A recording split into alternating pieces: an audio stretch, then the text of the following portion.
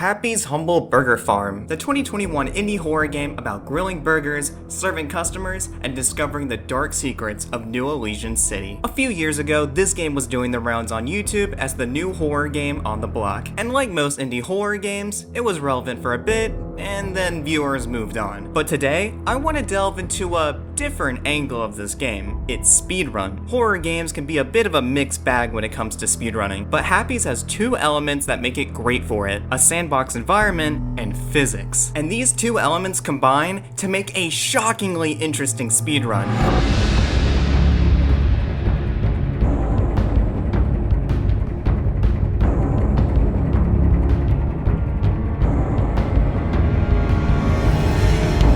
Since this game hasn't been relevant for a while, chances are you don't fully remember the story too well. In that case, I'll give you a quick refresher. Spoilers ahead, obviously. You are E42, a newly hired cook for the incredibly beloved restaurant Happy's Humble Burger Farm. You grab your headset and exit your flat, meeting your coworker Toe. He's not very talkative. You exit the building and walk to your new job, and when you get there, you are taught how to serve the restaurant's customers. If you can call them human, that is. After day one, you're free to wander the rest of New Elysian City, which contains a clinic, a coffee shop, a store to sell your stuff, and even a museum. You're expected to go to work every day, doing the same thing forever. But eventually, you will find something you weren't meant to see. You learn that you are actually inside a simulation, and your new goal becomes to escape, even if that means disobeying your boss. With the help of Vic, a sentient AI ally, you fight bosses, run through sewers, and learn the true nature of the simulation, until you eventually escape. Happy's is an interesting game. I think it has a lot of cool ideas, but ultimately forms a sort of lopsided experience. And this messiness in the story also manifests in the game's stability, as you can beat the game in under 20 minutes. But how? Well, let's start from the beginning.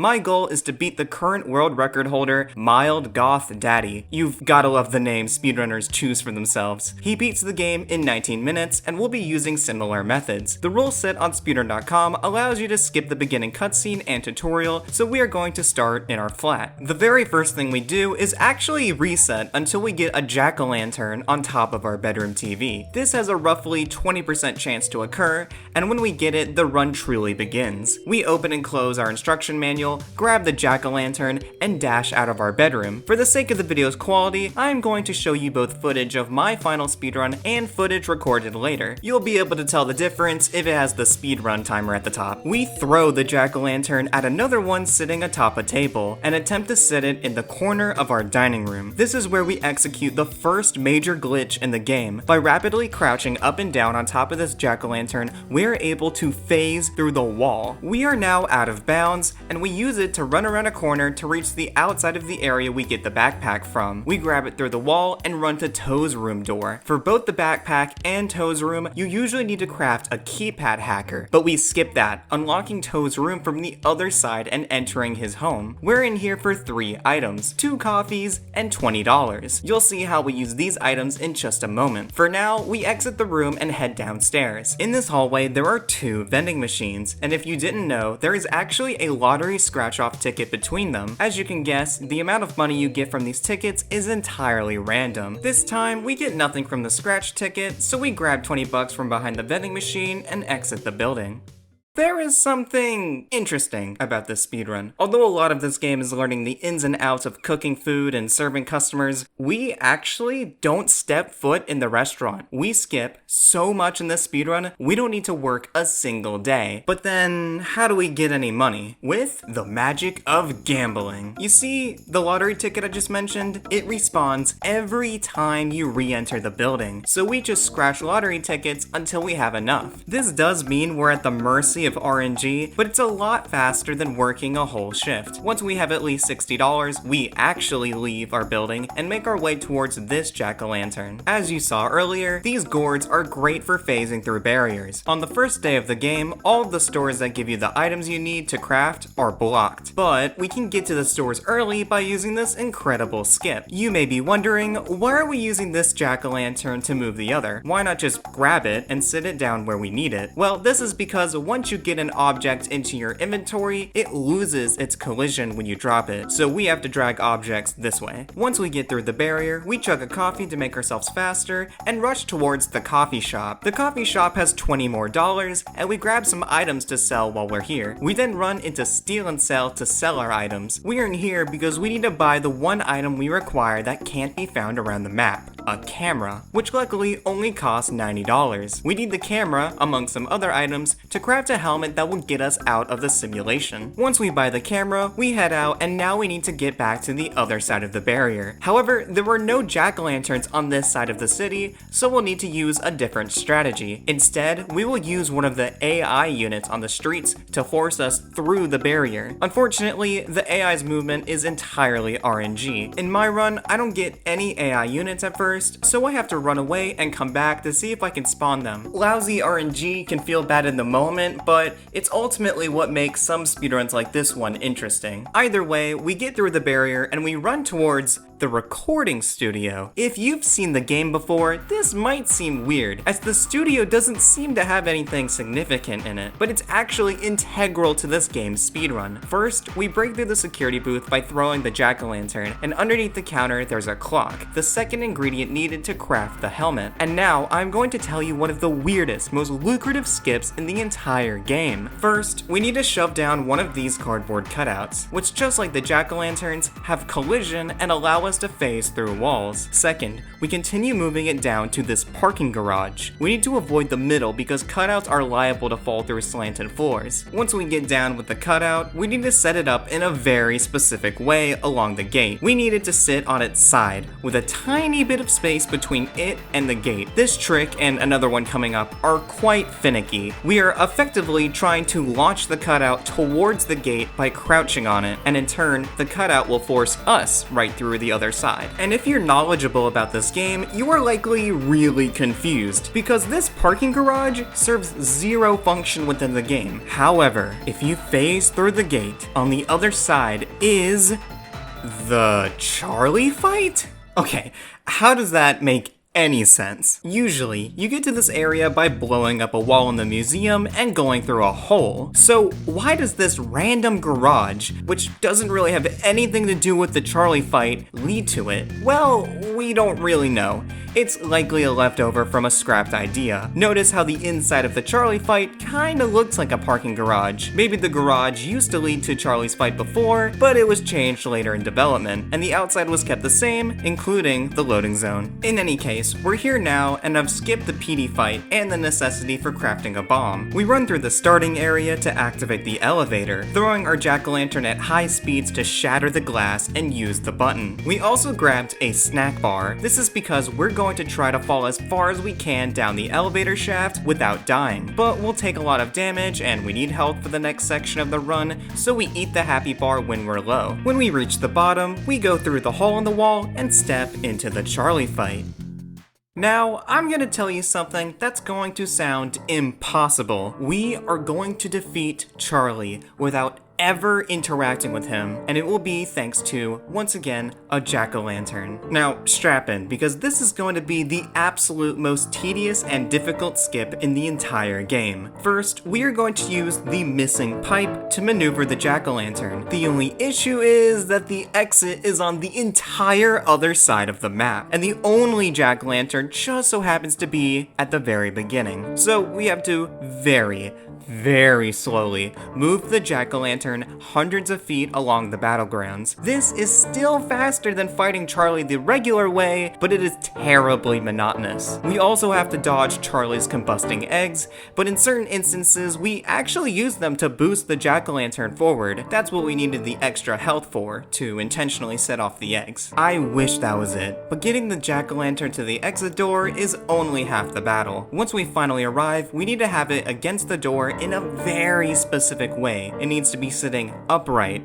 right up against the door, and with the jack-o'-lantern's carving facing the door. Then we need to jump on top of it, crouch, and hope we get the trick. If not, we've got to set it all up again.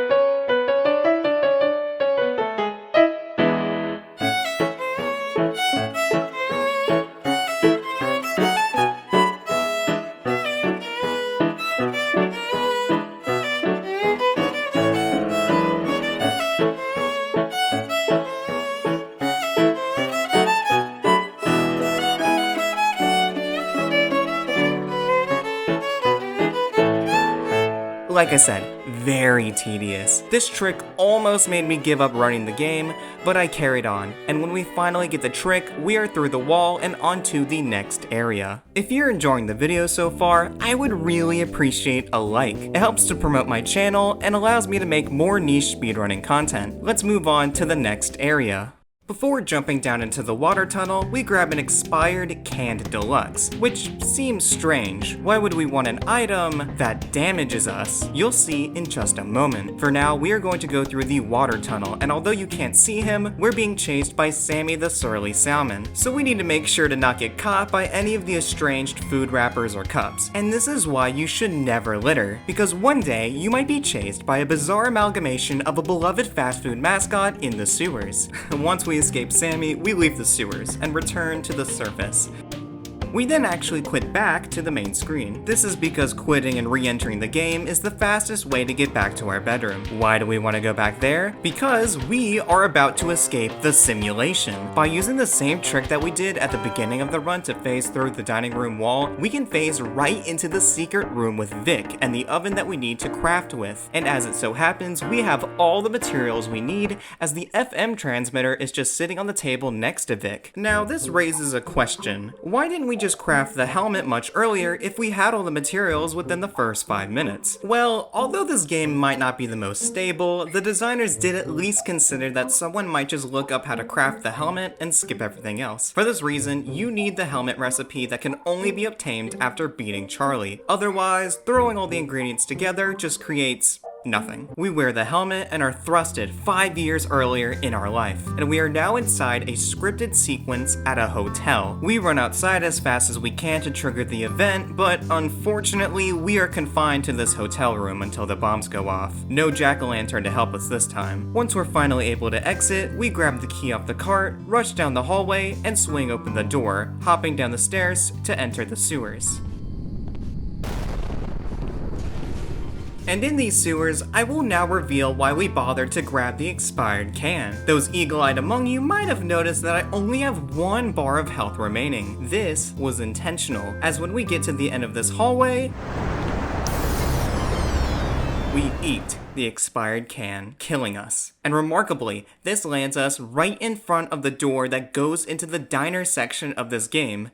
This is really weird, to say the least. I forgive you for maybe not remembering, but here's how the sequence normally goes.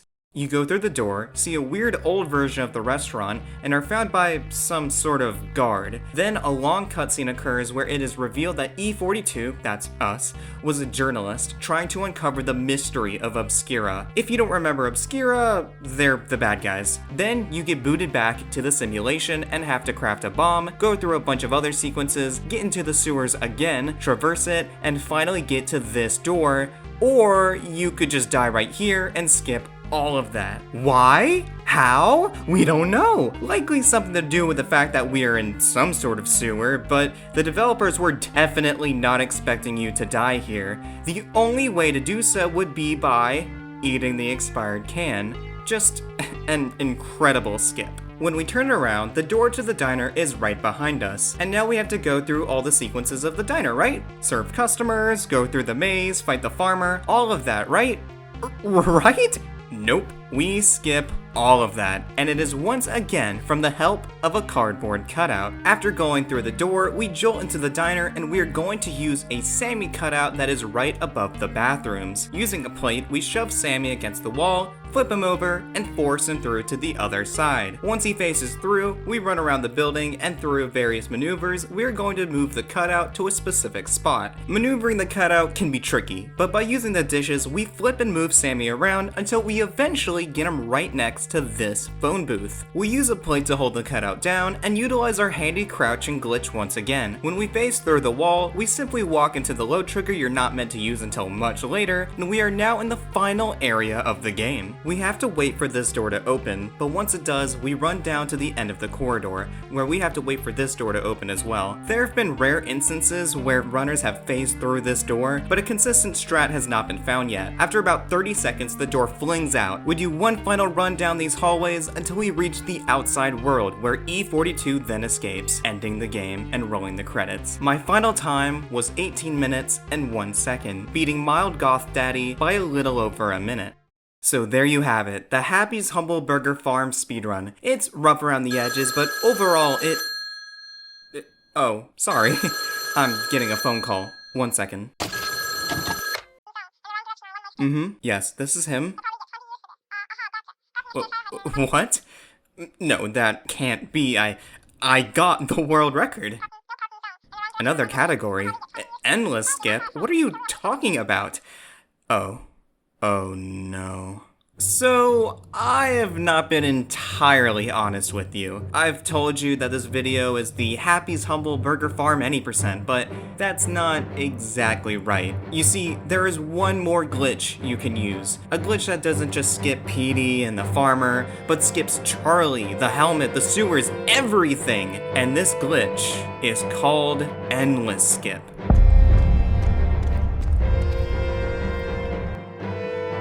By exiting the apartment building and quitting to the main menu, you gain the ability to go into the Endless mode. The Endless mode is an alternate version of the game where you can work in the restaurant or diner, well, forever, until you lose at least. It's a cool game mode, allowing you to play what are arguably the most satisfying sections of the game for as long as you want. But the designers forgot one thing. Yes, the diner level on Endless mode gets rid of all the story events that usually occur, but one thing was left in. They never deleted the load trigger for the final area of the game. After all, there's no way anyone could get back there without the story events, unless you phase through the wall. By selecting Endless mode at the diner, getting the cutout against the wall, and phasing through to the other side, you can beat the game in just 2 minutes. That's it.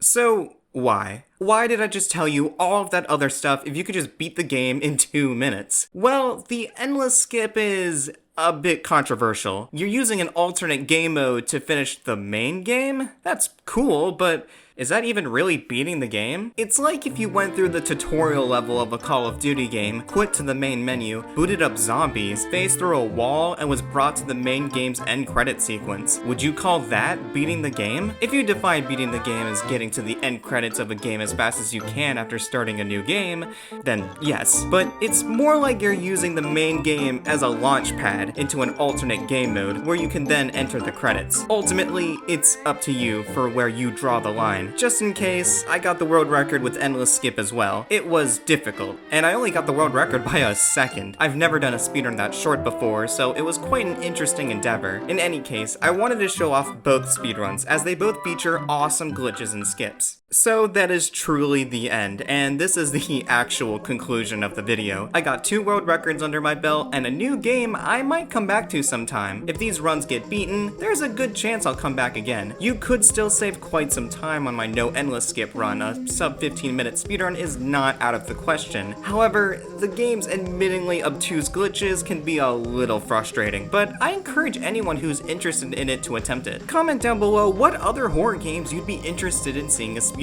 of. With hundreds of them to choose from, I want to know what games you'd wish to see. With that being said, I'll see you in the next speedrun.